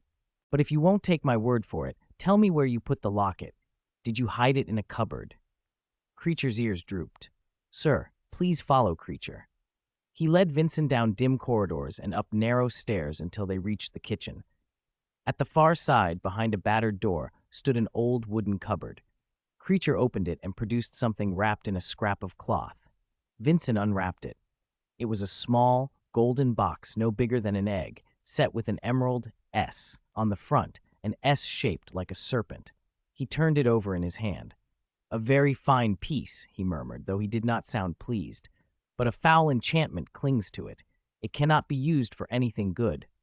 He had only had the locket in his palm for a moment before he felt the confirmation in the back of his mind. The Tree of Wisdom's sense, an analysis he'd learned to trust, told him this was genuine. The object in his hand was a Horcrux. Creature has tried to destroy it, the house elf said hoarsely. He has cut it, burned it. It always remains the same, so promise to help Creature destroy it. Don't worry, Vincent said, calming. He slipped the locket into a small padded pouch. Let's go somewhere open and secure. There should be a courtyard. Chapter 274, Handling the Locket. Moonlight poured like water into the desolate courtyard of Grimmauld Place, casting a silver glow on the mottled stone. Vincent picked a patch of overgrown flagstones. Sir, what should we do? Creature asked, standing aside, his eyes full of both dread and expectation. Don't worry, Vincent said, his voice unnervingly clear in the night. It's about to begin. The preparations are done, and stay back. Creature stepped away as Vincent produced a small, dark red wand that gave off a faint, ominous glow. It was the firewood wand. Creature's pupils suddenly constricted. The aura from the wand made him tremble, a chill that went to his very soul, as if the power within would consume him outright. He was right to be afraid. Vincent had attempted to infuse the wand with a trace of fiend fire. No one knew where he had gotten such a reckless idea, but the firewood wand seemed able to control that dangerous flame. Vincent tossed the locket high into the air. The emeralds set in it glowed eerily in the moonlight like a malignant eye. Just as the locket began to fall, he waved the firewood wand. A torrent of flame leapt from the tip, as sudden and precise as a hunter striking prey. The fire twisted in the air and took shape, a phoenix wrought from fiend fire. It was no noble bird. Its wings were furred with twisted human faces, each mouth frozen in a silent scream. For a moment, Vincent felt like nothing so much as a practitioner of dark arts. Then he reminded himself that casting dangerous magic didn't make him a dark wizard. Creature covered his ears and collapsed to the ground, terrified. The phoenix spread its wings and swallowed the locket whole. An inhuman howl tore from the locket. A contorted human face swam across its surface, resembling the young Tom Riddle Vincent had seen in the diary. Then, just as suddenly, the sound was cut off, as if some force had severed it, and the fiendfire phoenix folded and flew back into the firewood wand in Vincent's hand. The courtyard fell into an eerie silence. Even the night breeze seemed to stop. At the same time, Vincent felt his pocket grow heavy, as if something had dropped into it. It's over, Creature, he said, wiping a non-existent bead of sweat from his brow. Not even ashes left. Creature shivered as he rose. Although it had all happened in an instant, He had been certain he would be consumed by the fiery creature. "Young Master Regulus," he began, then broke down into sobs. "Creature's task is complete." Vincent moved to leave. Creature's distress might linger. Then a voice spoke from the archway behind them. "That phoenix looks much uglier than Fawkes." Vincent turned to see Dumbledore standing there in his star and moon embroidered blue robes, smiling as ever. "Good evening, Vincent," he came forward. "It seems you've dealt with quite a problem." "Ah, yes," Vincent replied, slipping his wand back into his sleeve. "When did you arrive?" Dumbledore chuckled. "Don't forget I live next door, though I was asleep until a little fellow started thumping at the wall and making a racket." He winked. "You can't expect an old man to sleep so soundly these days." "Need some dreamless sleep potion?" Vincent offered, solicitous. "Mine's much sweeter than Snape's, lemon sorbet flavor. But Madame Pomfrey warned me against too many sweets." Dumbledore waved it off. "Right, let us be serious. That thing you burned." "Lord Voldemort's Horcrux," Vincent said bluntly, "like the diary." "Strange," Dumbledore murmured, surprised. "And it was hidden in the cupboard at Sirius's family home." "I thought so too, but it is so." Vincent spread his hands. Dumbledore's face grew serious. "When you find one of Lord Voldemort's Horcruxes, you should tell me at once. It is dangerous." Vincent shrugged and remained silent. Dumbledore sighed. Young people were hard to instruct these days. Half an hour later, in the sitting room, Vincent had calmed Creature with an entire bottle of calming draught. Creature sat wrapped in a blanket while Vincent and Dumbledore listened to his broken account. Vincent had only remembered that the Horcrux had been with Creature and that it was connected to Sirius's brother, Regulus. Hearing Creature's fragmented story filled in the rest. Regulus Black, once a fanatic follower of Voldemort, had realized the man's cruelty and chosen to betray him. He had taken Creature to the cave filled with inferi, drunk the potion in the basin to survive long enough to replace the real locket with a fake, and then ordered Creature to find a way to destroy it. He died to give the Horcrux a chance. Vincent felt a reluctant admiration for Regulus. He didn't think the sacrifice was wise. He didn't think it worth a life. But perhaps that was what heroism looked like. Dumbledore rubbed his eyes and spoke softly. "It is moving. Just as some can fall from the light into darkness, so too can some wrench themselves back out and return to the light." After a pause, Vincent asked, "What do we do next, Professor?" Dumbledore considered, then turned to Creature. "Creature, can you take us to that place, the cave where Regulus took you?" Creature trembled, his old eyes wide. "Creature can lead the way, but it is very dangerous. There are dead, pale things." "I'm here, Creature," Dumbledore soothed. "We cannot let Regulus's body lie at the bottom of that lake forever. He deserves a proper burial. Can you take us there now?" Creature was old, but house elves' travel magic was strong. He hesitated, then snapped his fingers. A faint popping sound echoed, and Vincent felt the familiar tug of house elf teleportation, rougher than a wizard's apparition. Pop! Chapter 275, Inferi and Fiendfire. The next second, Vincent's feet were already on the damp rocks. A cold sea wind slapped his face, carrying the sharp, salty tang of fish. Dumbledore was beside him. At some point, his pajamas had been replaced by a deep purple travel robe. There was no time to be surprised by the quick change. Vincent began to take in their surroundings. Not far away, a gloomy cave gaped like the maw of some great beast, waiting to snatch unwary prey. "That's the place," Creature said, his neck drawn tight. Dumbledore stared at the cave for a long moment.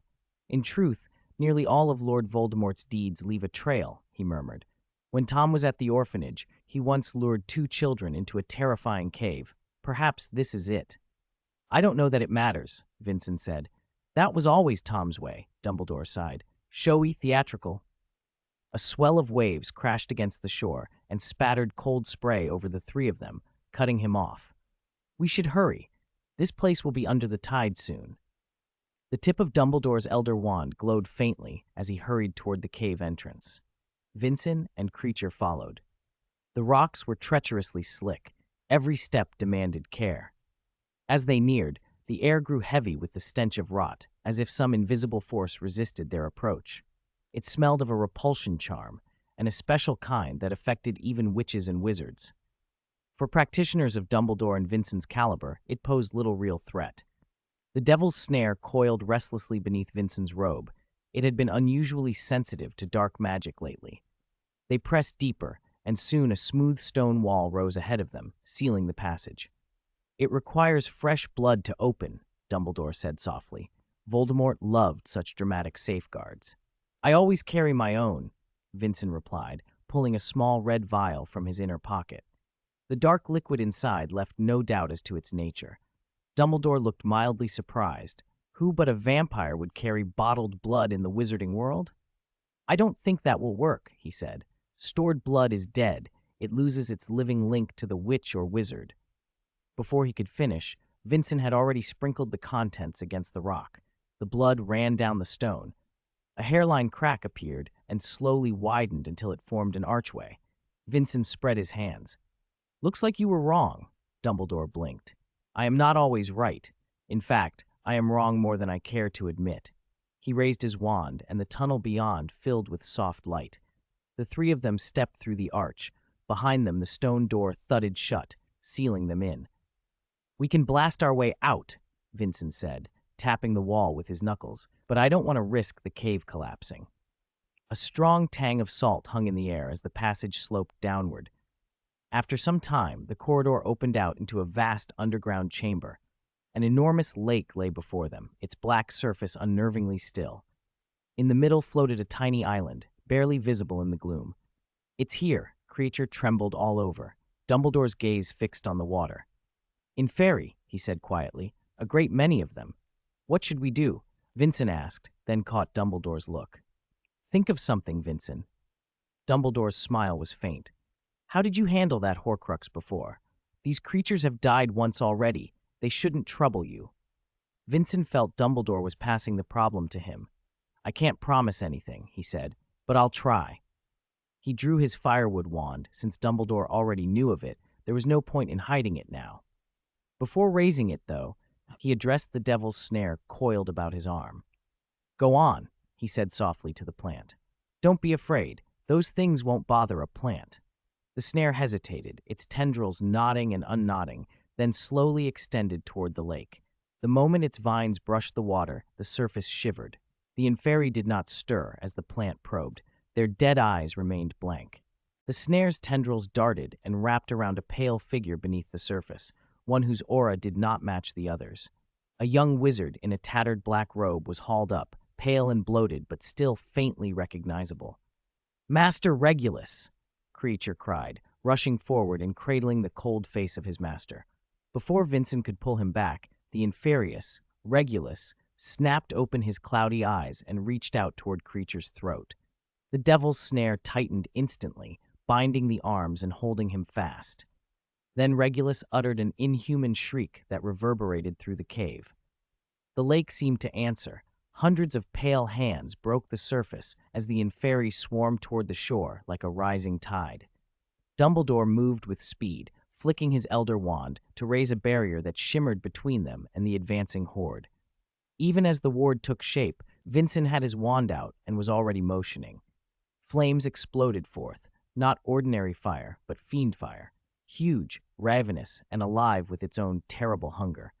The infernal blaze coalesced into a dragon of living fire and tore through the throng of Inferi. The underground lake became a hellish sea of flame. The Inferi twisted and wailed as the fire consumed them. Ash and steam hissed where water met fiend fire, and even those at the bottom were not spared. Water was useless. The blaze fed on everything. "Vincent!" Dumbledore's voice cut through the heat, edged with urgent concern. "Control it!" Vincent seized the moment. He raised his firewood wand high. Its tip flared faintly as if answering a call. The rampaging fiend fire shuddered, reluctant but obedient, and began to withdraw. The fiery dragon shrieked its displeasure as it coiled, becoming a long, blazing serpent that flowed back toward the wand. At Vincent's command, the flames dove down into the wood and were snuffed out. The cave fell abruptly into an uncanny silence. Problem solved. Vincent shrugged, the heat of the episode still heating the air. Dumbledore wiped sweat from his brow. He had nearly called Fawkes at the first sign of trouble. The spectacle Vincent had unleashed was far greater than he had expected. Fiendfire was not a gentle charm. Chapter 276, Regulus's Fate. After a round of fiendfire, all the Inferi except Regulus on the shore had turned to ash. Dumbledore waved the Elder Wand, and the stones around and beneath the lake rose, gathering and joining until they formed a solid bridge across the water. At last they could cross openly to the small island in the center. No one bothered with the ruined boat tucked beneath the stone wall on the shore. The bridge was steady. In a few minutes they stood on the island. It was little more than a stone mound a few meters across. In the center sat a basin like a pensieve, filled with a faintly glowing emerald liquid. The liquid was clear, and a locket lay visible at the bottom, a fake Regulus had left behind. "A trap," Dumbledore said, leaning over. "Only by drinking the whole potion can you reach the locket." He dipped a finger into the green liquid, put it in his mouth, and smacked his lips. "A taste of pain," he remarked wryly. Tasting unknown substances wasn't a particularly good habit, but Vincent ignored Dumbledore's humor and stepped forward. He reached into the basin and, with surprising ease, retrieved the locket. Creature's eyes widened. He and Regulus had tried many times and had never managed to get through that potion. "Why?" he whispered, disbelieving. "It's hard to explain simply," Vincent said, turning the replica in his hand. "Voldemort designed these protections as a single mechanism. That kind of perfectionism means they work as a unit. Break one link, and the rest unravel. When we didn't arrive by the appointed boat and didn't follow his rules, the restrictions here ceased to bind." Creature blinked. He was still trying to follow the explanation, but the point mattered little now. Dumbledore smiled and applauded faintly. "A subtle insight, Professor Vincent." Vincent opened the locket. A folded note slipped out and floated up. He took it, glanced at it, and handed it to Dumbledore, who put on a pair of half-moon spectacles that had not been there a moment before. The message read, "To the Dark Lord, I know I will have long since died by the time you read this, but I want you to know that it was I who discovered your secret. I have stolen the real Horcrux and intend to destroy it as soon as I can. I face death in the hope that when you meet your match, you will be killed. R.A.B., R.A.B., Dumbledore murmured, moved. The blood of the House of Black has never been short of courage. Only, too often, it uses it in the wrong directions. Before dawn had fully broken, Vincent, Dumbledore, and Creature returned to 12 Grimmauld Place with Regulus in his inferious form. They tied him to a single sofa in the drawing room. He still struggled and howled. Dumbledore lifted his wand as if to quiet him, but Creature stepped between and would not let the wand move. "Regulus is dead, Creature," Dumbledore said earnestly. "This is a body animated by the dark arts." Creature understood. Still, his reflexes were stubborn. Vincent, standing by, thought of what would be needed for burial, perhaps a reinforced coffin in case the Inferius broke free, perhaps a silencing charm so nothing inside could be heard. Then he remembered the purification potion tucked in his inner jacket pocket.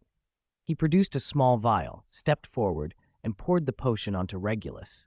The instant the liquid touched him, a black mist rose from the Inferius and dissipated into the air. Regulus's body trembled, then stilled.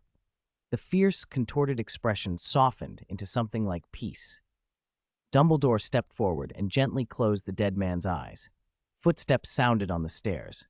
Hermione came down, rubbing sleep from her eyes. Her brown curls stuck up in every direction. "Good morning, Professor Vincent, Professor Dumbledore," she said, until she saw Regulus on the sofa and froze. "This is?" "Regulus Black," Vincent said quietly. "Sirius's brother. He's dead." Hermione's face went ashen. Seeing a body first thing in the morning left her shaken. "What happened?" she breathed. Dumbledore steadied her with a hand on her shoulder. "Wait a moment, Hermione. I think it would be better explained when Sirius arrives." Then he turned to Creature. "Creature, fetch Sirius." Creature wiped his eyes and scowled, but obeyed. With a sharp pop, he vanished. Hermione's frown deepened at the elf's manner, but she was mostly concerned with the still figure on the sofa. Vincent handed her a small bottle of a calming draught. She took a grateful sip, and color returned to her cheeks within minutes. A burst of footsteps heralded Sirius's arrival. He came in with his hair wild and his dressing gown thrown about him, clearly shaken from sleep. "Professor Dumbledore, what?" His voice faltered as he saw Regulus, and he said, more to himself than anyone, "Regulus." Dumbledore told him everything. The Horcrux, the locket, the trap, and Regulus's rescue of the real Horcrux at the cost of his life. Sirius could scarcely believe it. "Regulus did that?" he demanded, as if his own memory of his brother did not fit the deed. My cowardly Death Eater brother? Creature let out a harsh, contemptuous snort from the corner. The noble, rebellious young master who did not know what his brother did and now questions my brave master, he spat. Shut up! Sirius snapped, more annoyed than angry. He stood very still, his face a tangle of confusion, pride, grief, and something like guilt. For a long time he said nothing. There was nothing to say that would make sense of it. Regulus was buried in the Black family plot in a quiet corner of the graveyard. Creature prepared the funeral himself and would allow no one to interfere. Chapter 277, 3 Messages. After a short 2-day stay at number 12, Grimald Place, Vincent and his group returned to Privet Drive. Black's aim had largely been achieved. His relationship with Harry had improved noticeably. They were no longer strangers. Harry had also, more or less, accepted that he had a godfather. As soon as Vincent was back home, he handed the Slytherin locket to the Tree of Wisdom for purification. The tree had already absorbed fragments of Lord Voldemort's soul, and its growth progress was over halfway complete. Extracting the soul energy, however, would still take time. It was August 18th, morning, breakfast. Vincent's owl arrived with 2 copies of the Daily Prophet, one for him, one for Hermione. Oh, I forgot to cancel the extra subscription, Hermione muttered, annoyed as she held both newspapers. They didn't need 2 identical editions. Vincent took 1 copy while spreading marmalade on a slice of toast and casually flipped it open. Today's Prophet was thicker than usual, pages piled with eye-catching headlines. Night gathering in Nocturne Alley, suspected remnants of Death Eater forces. Quidditch World Cup ticket forgery, hundreds of fans duped, Hogwarts to host Triwizard Tournament. Every headline seemed important. Vincent set his toast down and read carefully. The piece about Nocturne Alley was an eyewitness report the Ministry had authenticated. Aurors had been dispatched to increase patrols. The Ministry normally ignored the lawless portions of Diagon Alley, but anything involving Death Eaters couldn't be overlooked. Death Eaters holding a meeting now was alarming. If the report was accurate, they were planning something, likely connected to Voldemort. The Quidditch World Cup item said the Department of Magical Games and Sports had recalled some tickets and that Ludo Bagman promised a thorough investigation into the forgery. Vincent checked the tickets he had prepared, 3 in total, for Harry, Hermione, and himself, and breathed easier when he found they were genuine. Wizard's enthusiasm for Quidditch was greater than he'd expected. Tickets were hard to obtain. For him, however, money wasn't the problem. He had the galleons to spare. The Triwizard Tournament announcement bothered Vincent. With the school year so close, the notice had come late and sudden. He, as a professor, hadn't received any prior briefing. This decision was clearly rushed. Triwizard Tournament? Hermione asked, peering over the paper. Professor Vincent, what is that? A very old magical competition, Vincent said briefly. Hogwarts, Durmstrang, and Beauxbatons each send 1 champion to compete and determine the best. Harry's thoughts flicked to Cedric. If Hogwarts had 1 outstanding student, it would be him.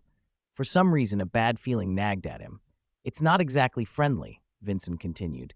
Many champions have died over the years. After a particularly high death toll, it was suspended for almost 2 centuries. Then why bring it back? Hermione asked. Vincent spread his hands. He didn't know either. The report quoted Barty Crouch, head of the Department of International Magical Cooperation, saying it was to promote cooperation between European magical communities, standard ministry rhetoric that revealed nothing. A crackle from the fireplace interrupted them. Someone's coming, Vincent warned. A second later, green fire flared, and a figure shot from the hearth, landing with a thud on the rug. Sorry, Fred or George? Vincent called over. I forgot to warn you, the fireplace here is a bit rough. I'm Fred. Fred sat up grinning, dust clinging to his robes, just as the hearth spasmed again. With a whirl of green light, George hurtled out and landed on top of him. The twins collapsed into a tangled heap. So that's George, Vincent observed dryly. His landing posture needs work. You're on my nose, one complained. That's better than you stepping on my face, came the reply. They untangled themselves and came to attention the moment Vincent addressed them properly. We're going to the World Cup in a few days, Fred said eagerly. Dad asked us to ask if you'd like to come. Don't worry about tickets, George added. Dad can always get extras through the ministry. We'll be there, Vincent said. We already bought ours. The twins exchanged a look. A shame, Fred said with a grin. We could have saved some money. Those tickets aren't cheap. Indeed, Vincent agreed. They didn't realize his idea of not cheap, and the twins were very different. After delivering their message, the twins stayed to gab excitedly with Harry and Hermione about the Triwizard Tournament. I'm stepping out for a bit, Vincent told Harry. Keep an eye on the shop. Okay, Professor, Harry said, though customers rarely came into the shop. Vincent appeared in Diagon Alley. The street bustled with its usual crowd, wizards and witches moving between shops, many of them familiar faces, and several Hogwarts students buying supplies for the new year or prepping for the World Cup. He didn't linger, heading instead toward the entrance to Nocturne Alley. As he went deeper, the foot traffic thinned until there was none. The dark wizards who frequented the area had vanished, another sign that the prophet's report was accurate. Vincent circled the area and checked Borgin and Burke's. Its door was firmly shut. The owner clearly wasn't operating during such a sensitive time. An hour later, having encountered only 2 Aurors on patrol, Vincent returned to Diagon Alley and made his way back to Privet Drive. Chapter 278, A Cottage in a Suitcase, Monday, August 23rd. Today was the Quidditch World Cup. Early in the morning, on top of Stothed Hill near the Weasley home, the wind was biting. Harry and Hermione pulled their robes tighter. It's only 6 o'clock. Harry glanced at Vincent, who was fussing with his cuffs, and asked, puzzled, If we're going to the World Cup, why don't we go straight there? Ah, I know that, Vincent shrugged. Unfortunately, I don't know the exact location of the stadium. The ministry has set up a portkey here, though, and when the time comes, we'll use that. A portkey? Hermione asked. Where is it? She looked around. The hill was bare, no obvious portkeys in sight, except for a discarded soda can nearby, lying in the grass like litter. Hermione hesitated, then ran over and picked it up. Perfect, Vincent said after a quick glance. That'll activate in about 3 minutes. Harry looked at the slightly faded red can, an ordinary Muggle brand. He'd heard Ron say the ministry liked to disguise portkeys as everyday Muggle items. Apparently, they weren't joking. 3 minutes later, all 3 reached out and touched the can. The world spun. When his feet hit solid ground again, Harry nearly went down on his knees and almost bumped into Hermione. From the mist came a tired voice. 605, Stothed Hill. A man in a crumpled ministry uniform looked up. Dark circles under his eyes made him look permanently exhausted. Oh, it's you. Mr. Vincent, he said after a moment, as if trying to place the name. Vincent's face lit up. Blount, aren't you the receptionist in New York? What are you doing here? Blount was a half-acquaintance. Vincent had had to register with him whenever he went to New York. Blount wore a resentful expression. The World Cup is short-staffed. They're pulling volunteers from everywhere. This was supposed to be my colleague's duty until the coin landed heads 7 times in a row. You really are unlucky, Vincent said sympathetically. Blount always seemed to lose his holidays to coin flips. Harry and Hermione looked around. The site resembled a bog, soggy earth, dense mist, and only footprints breaking the surface. A crooked wooden signpost stuck out of the marsh. Quidditch World Cup campsite. The arrow pointed into the fog. After a brief, awkward greeting with Blount, the trio trudged into the mist. 10 minutes later, they reached a change in the landscape. A cluster of tents, colorful canvases swaying in the breeze like a mushroom forest. In front of them stood a small stone house, and a man in front of it looked around dazedly. Vincent recognized him as a Muggle campsite attendant who'd clearly been obliviated one too many times. He barely noticed the newcomers. Vincent slipped the man a few banknotes and led Harry and Hermione into the camp. Wizards milled about. Children zoomed overhead on toy broomsticks, shrieking with delight. Hey, watch it! Vincent called to a cheeky boy who buzzed past his ear. The boy grinned and waved, but his smile vanished when his parents came storming over with a long-handled broom. Vincent, unwilling to watch the impending parental retribution, steered Harry and Hermione deeper into the campsite. Where are we going? Hermione asked, looking around with interest. Find an empty spot. Vincent patted the suitcase at his feet. I brought a tent. Most of the good pitches were already taken.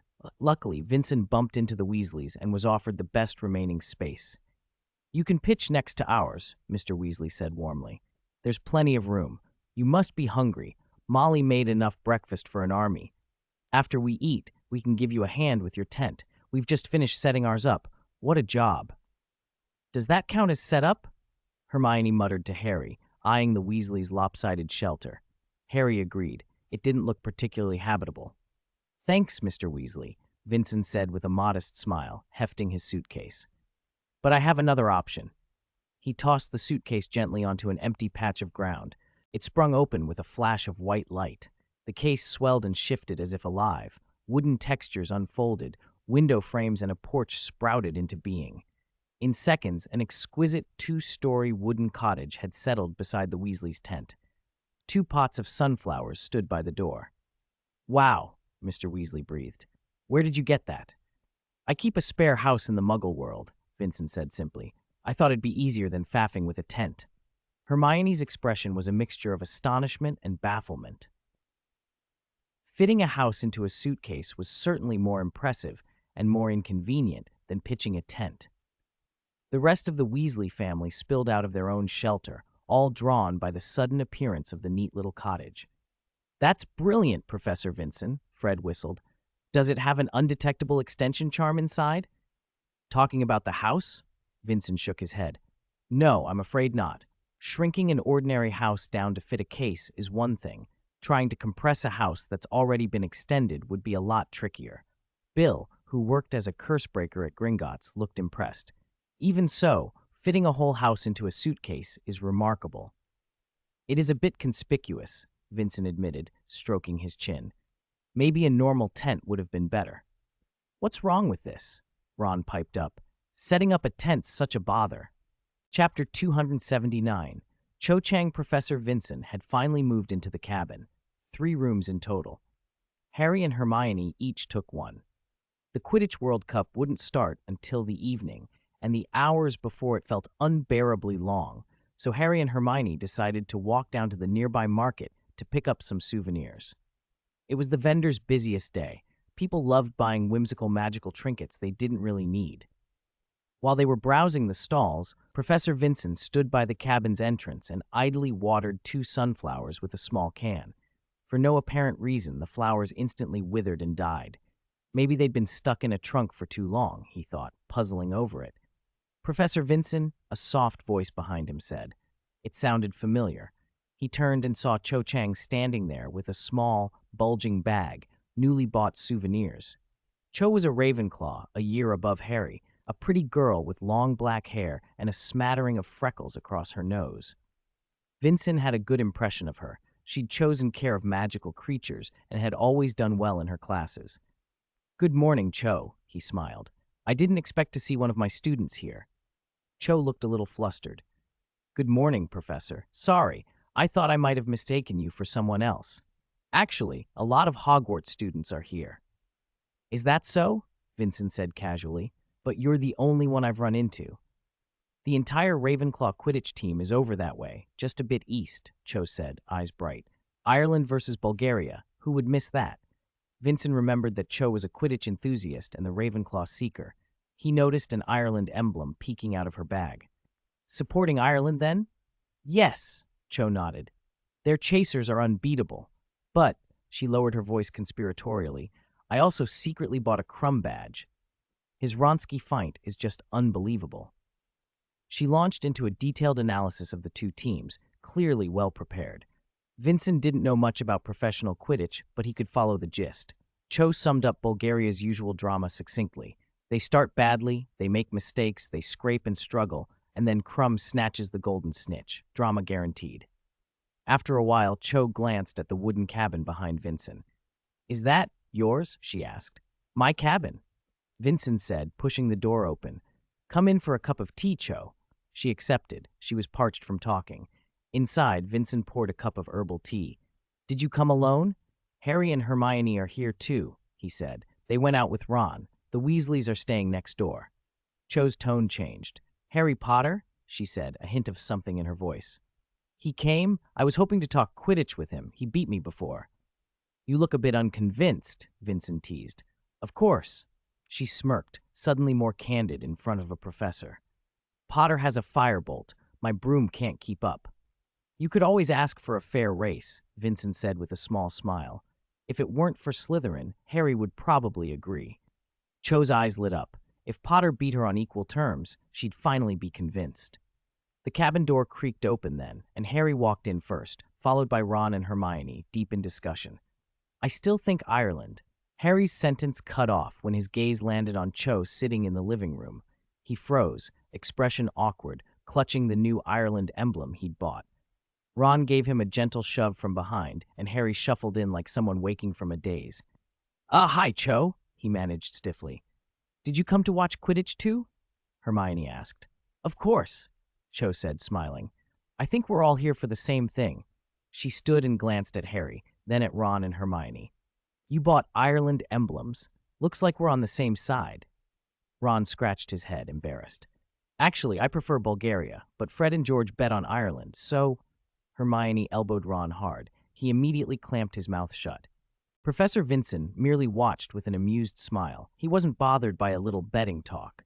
Harry felt himself flush and his palms get clammy. Ah, yes, I'm supporting Ireland, he said, trying to sound casual. It seems we're on the same team, Cho said brightly, and Harry had no idea how to keep the conversation going. He hoped his face wasn't betraying him. There was a knock at the door. Come in, Vincent called. Cedric Diggory stood in the doorway, a bag slung over his arm. Sorry to drop in, he said. I was about to get souvenirs and saw the cabin window open, so I thought I'd stop by. I've got something for you all. He reached into the bag and pulled out several pairs of fine binoculars, handing them around. Chapter 280, A Youngster's Troubles. Professor Vincent toyed with the exquisitely crafted binoculars in his hands, then looked up. Did you make these yourself? That's right, Cedric said with a hint of pride. Ernie said they were very practical last time, so I made a few more and added extra features, slow motion, match replays. Professor Vincent nodded. He remembered using Cedric's binoculars when watching a match at Hogwarts. They had been impressive. Amazing, Cho Chang said, peering through them at the view beyond the window. Much better than anything they sell outside. Thanks, but I don't plan to sell them, Cedric chuckled. They're still far from perfect. I even added a night vision function for tonight, though the Quidditch World Cup stadium looks the same at night as it does by day. Ron and Hermione crowded around to try the gadget as well. Harry watched them, uneasy. He glanced at Cho, who was looking at Cedric with obvious admiration, and a sting of bitterness rose in his chest. Professor Vincent noticed the slight change in the boy's expression and arched an eyebrow. The evening was shaping up to be interesting. Cedric and Cho left the cabin together, chatting and laughing. Ron lingered, still fiddling with the binoculars. Those things sell for at least 10 galleons outside, he said, licking his lips. Cedric's really a decent bloke, isn't he, Harry? Harry muttered, his gaze lingering on Cho, who walked away outside the window, a little dreamy. Ron, oblivious, went on at length about Cedric, his looks, his achievements, his personality. Ron, Hermione nudged him. He blinked. What? I said stop talking. Ron looked bewildered, then suddenly smirked. Did you get sand in your eye? Need eye drops? Hermione sighed. This boy was hopeless. Never mind, she said. Do you want to go out and wander around a bit? Sure. Ron sprang up and headed for the door. I wanted a Bulgarian team jersey anyway. Come on, Harry. Harry? Harry finally came to himself and followed. Hermione lingered and looked back at Professor Vincent. This is one of life's troubles, he said to her with a wry smile. Enjoy it. She sighed, not sure whether he meant Harry or Ron. Night fell, and the match was about to begin. Professor Vincent followed the Weasleys into the swelling crowd toward the stadium. They passed through a fringe of trees and then came upon the arena, a massive golden structure that shimmered in the dark. Tens of thousands of witches and wizards poured in from every direction. The air thrummed with excitement. From a distance, Professor Vincent could only make out a glowing golden wall. It's huge, Ron said, staring up, his vocabulary inadequate to the sight. Mr. Weasley waved them on. Children, this way! At the ticket booth, a young witch wore an exaggerated gold and green hat, its brim festooned with bobbing Irish team badges. Hello, Arthur, she chirped. Did you bring the family? Yes, Mr. Weasley replied, cheerfully passing over the tickets. First class? The witch read. Top box, Mr. Weasley. Go all the way up. The box is on your right. The Weasleys hurried through the entrance. When Professor Vincent handed over his ticket, Mr. Weasley lingered at the door and winked. You could have simply followed us into the best box, he teased. I don't think so, Vincent said with a smile and handed his ticket to the witch. She inspected it, then exclaimed, Oh, VIP box, sir. Up to the very top. They began to climb. Professor Vincent thought an elevator might have been more sensible. The climb to the top was no light task. How much did you spend on that VIP ticket? Mr. Weasley whispered as they trudged upward. I got mine through a contact at the Ministry of Magic. It must have been costly. It's a secret, Professor Vincent said with a chuckle. Money isn't important. Ron listened nearby, thinking that was nonsense. Money mattered a great deal, especially it could buy more Ireland team cards. Professor Vincent, for his part, was puzzled by how the ticket had been procured. He'd bought his in Knockturn Alley, and the old vendor had hinted it came from the Ministry. Even in the wizarding world, scalpers and back channels were everywhere. They reached a luxurious box, chairs inlaid with large gems. From their perch, the entire stadium spread out beneath them. It was, Professor Vincent admitted, the best view he'd ever had. The Weasleys took front row seats. Professor Vincent, Hermione, and Harry sat in the second row. The box filled quickly with ministry officials and their families, and a handful of prominent merchants, people who had traded galleons for privilege. Mr. Weasley moved about greeting colleagues, while Percy scurried, bows and all. Professor Vincent found himself chatting with a bald man who sold hair products. He learned, to his surprise, that the man's father had bought Fleamont Potter's company, the one that had produced Sleek Easy's hair potion, and that the man was now general manager. If I may ask, Professor Vincent said, why is your hair gone? The bald man sighed. I didn't plan it, he said, but you must understand, innovation comes at a price. I kept trying to improve Sleek Easy's and testing it on myself until one morning, it all fell out and never grew back. How tragic, Vincent said, half amused, half sympathetic. Just then, Minister Fudge entered the box. Ah, Professor Vincent, you're here too, he said, pleased. He scanned the crowd, then gave a small, disappointed sigh. I sent Albus a ticket as well, but he didn't come. Such a shame, a grand event, and he's not interested. Perhaps the headmaster has other duties, Professor Vincent suggested lightly. Yes, very busy, Fudge agreed, putting on a smile. But you came, that's good. You can tell Albus how things go. I will, Minister Fudge. Pleased, the minister strolled over to Harry and began to chat amiably with him as the stadium buzzed and the lights dimmed for the opening ceremonies.